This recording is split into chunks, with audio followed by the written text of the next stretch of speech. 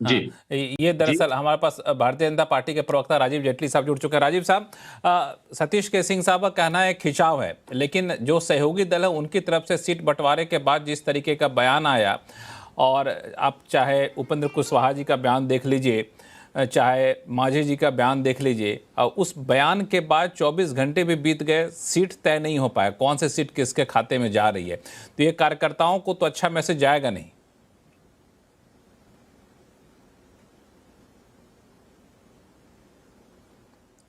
राजीव जेटली जी,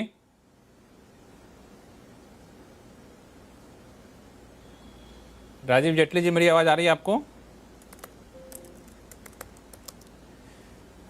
राजीव जेटली जी को मेरी आवाज नहीं आ रही है। अगर अमिताभ तिवारी जी जुड़ गए हैं तो उनसे बात कराइए हमारी। अमिताभ तिवारी जी, ये सवाल आपके पास लेकर आऊं तो क्या जवाब देंगे आप? नहीं, देखिए, 3 स्टेजेस हैं किसी भी टिकट बंटवारे में। पहला है ओवरऑल सीट्स फाइनलाइजेशन, जो कि एनडीए कर चुका है हालांकि। दूसरा है, हालांकि उसमें भी कुछ ना कुछ खींचतान है। दूसरा है कि भाई किस सीट पे कौन सी पार्टी लड़ रही है और कौन सा कैंडिडेट लड़ेगा। और तीसरा है रेबेल मैनेजमेंट, क्योंकि रेबेल्स, दोनों ही गठबंधनों को खतरा है कि रेबेल्स बहुत ज्यादा हो सकते हैं और वो इंडिपेंडेंट या छोटी पार्टियां या इवन जनसुराज का दामन पकड़ सकती हैं। क्योंकि आज देख लीजिए, 13 तारीख है, 17 तारीख को पहले फेज का नामांकन खत्म हो जाएगा। इनफैक्ट सेकेंड फेज का भी नामांकन शुरू हो गया है। और बिहार में सिर्फ, अगर ईसीआई के वेबसाइट पे जाएंगे, सिर्फ 38 कैंडिडेट्स ने फाइल किया है नॉमिनेशन अभी तक। अब एनडीए की जो टिकट बंटवारा जो है, आप कह सकते हैं लार्जली जो लोकसभा है, लोकसभा में जैसा था उसके आधार पर है। वहां पर 5 सीटों पर एलजेपी लड़ी थी, जो कि 30 विधानसभा सीटों में ट्रांसलेट करती है। और एक एक सीट पे हम और आरएलएम लड़ी थी, तो 6-6 सीट उनकी बनती है। और 16 और 17 सीटों पर जेडीयू और बीजेपी लड़ी थी, तो लगभग 100-100 सीटें ये बनती है। जेडीयू थोड़ी कम असेंबली सेगमेंट्स में लड़ी थी, अभी बराबर लड़ रही है।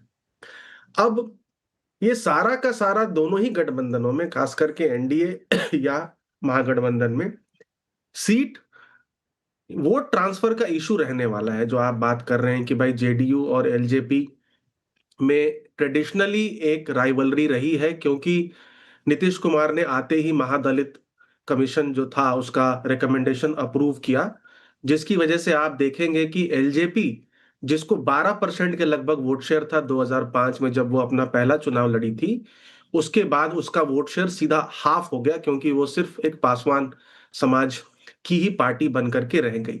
पिछली बार 2020 के चुनाव में जहां पर भी भाजपा का कैंडिडेट था, वहां तो 70% जेडीयू सपोर्टर ने अपना वोट ट्रांसफर किया था सीएसडीएस के हिसाब से। लेकिन जहां भी जेडीयू का कैंडिडेट था, वहां सिर्फ 55% भाजपा के समर्थकों ने अपना वोट ट्रांसफर किया था, क्योंकि उनके पास एक आउटलेट था एलजेपी के फॉर्म में। जो, और एलजेपी बहुत सारे बीजेपी रेबल्स को ही उसने टिकट दिया था, और उसने जेडीयू का गेम बिगाड़ा था लगभग 33 सीटों पर। तो 43 जो उनको आई थी, और 33 अगर आप जोड़ लेंगे तो उनकी भी 75-76 सीट्स होती। और ये मलाल जेडीयू को हमेशा रहा है।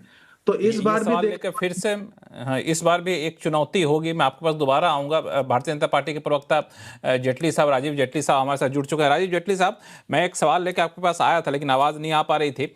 सवाल ये था कि 24 घंटे बाद भी सीट, कौन सी सीट किसके हवाले जाएगी, ये तय नहीं हो पाया। सीट बंटवारे के बाद जिस तरीके से गठबंधन दलों के नेताओं के बयान आए, चाहे उपेंद्र कुशवाहा का बयान हो, चाहे जीतनराम मांझी का बयान हो, तो ये सारा कुछ बहुत सही मैसेज जा नहीं रहा है। इसको कैसे सेटल करेंगे? क्योंकि नामांकन भरने की तारीख, पहला चरण तो छोड़िए, दूसरे चरण की भी शुरू हो गई है। देखिए, हमारे गठबंधन के अंदर बहुत स्पष्ट है। एक ईमानदार गठबंधन है, सरकार बनाने वाला गठबंधन है, बिहार में वापसी वाला गठबंधन है, और जनता की पसंदीदा गठबंधन है। तो इसमें कहीं पे भी जहां सीट के अंदर जो इसे हम मेथोडोलॉजी कहते हैं, उस मेथोडोलॉजी में हर राजनीतिक पार्टी का ये मानना होता है कि जो सरकार बना रही है पार्टियां, उनके साथ रह करके मैक्सिमम सीटों को अर्जित किया जाए। और ये समन्वय बनाना पार्लियामेंट्री बोर्ड का भी काम होता है और एनडीए की जो बैठक होती है उसमें भी होता है, और ये बहुत इजीली हम इस कैलकुलेशन के साथ निकल लेते हैं। आपने देखा जेडीयू के साथ हमारा समन्वय है, सभी राजनीतिक हमारे जो गठबंधन दल हैं सभी के साथ हमारी अंडरस्टैंडिंग है, तो ये कोई बहुत बड़े सब्जेक्ट नहीं है, क्योंकि अभी बाकी की जो राजनीतिक पार्टियां हैं वो दूसरी चुनौतियों से जूझ रही हैं।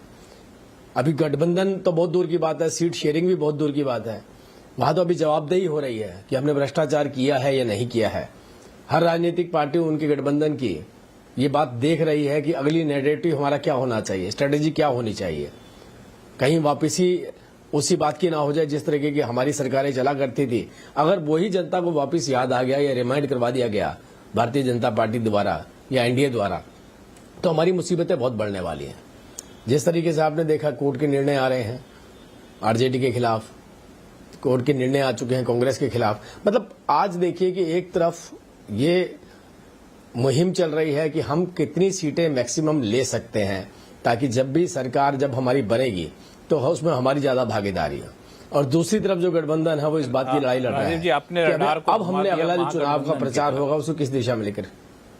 अपने रडार को घुमा दिया महागठबंधन की तरफ। मेरा आज डिस्कशन का देखिए, मैं तो सिर्फ आप ही के दो सवाल। हाँ, हमारा गठबंधन बहुत ईमानदारी से आपके जीताराम मांझी का बयान है, मैं चाहूंगा कि उनके ट्वीट को दिखा दिया जो उन्होंने बयान दिया है कि जिस तरीके से सीट बंटवारा हुआ है उससे एनडीए को हो सकता है कि खामियाजा भुगतना पड़े। ये जीताराम मांझी जी ने कहा है, जो कि आपके गठबंधन के नेता हैं। जो दूसरे आपके सहयोगी हैं उपेंद्र कुशवाहा जी, उनका भी आप ट्वीट देख लीजिए, उन्होंने किस तरह का ट्वीट किया है। आज बादलों ने फिर साजिश की, जहां मेरा घर था वहीं बारिश की। तो ये सारी चीजें तो आपके गठबंधन के नेता कह रहे हैं, विपक्षी पार्टियां नहीं कह रही।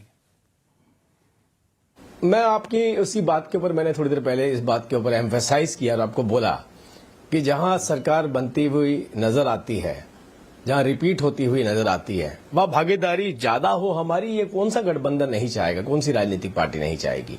हर किसी का ये उद्देश्य हुआ कि ज्यादा से ज्यादा सीटें मुझे मिले, इस सरकार में एक बड़ा पार्टनर बन करके मैं आऊं, लेकिन सबको बराबर का सम्मान, किसी की सीटें कितनी है मैटर नहीं करती। एनडीए के अंदर सबको बराबर का सम्मान दिया जाता है। जीताराम मांझी ने बोला है, कुशवाहा जी ने बोला, उनका हो सकता उद्देश्य हो कि और ज्यादा, लेकिन ये भी जो अलायंस है हमारा वो बहुत इजीली इस चीजों को हैंडल कर लेता है, इन चीजों से निकल जाता है।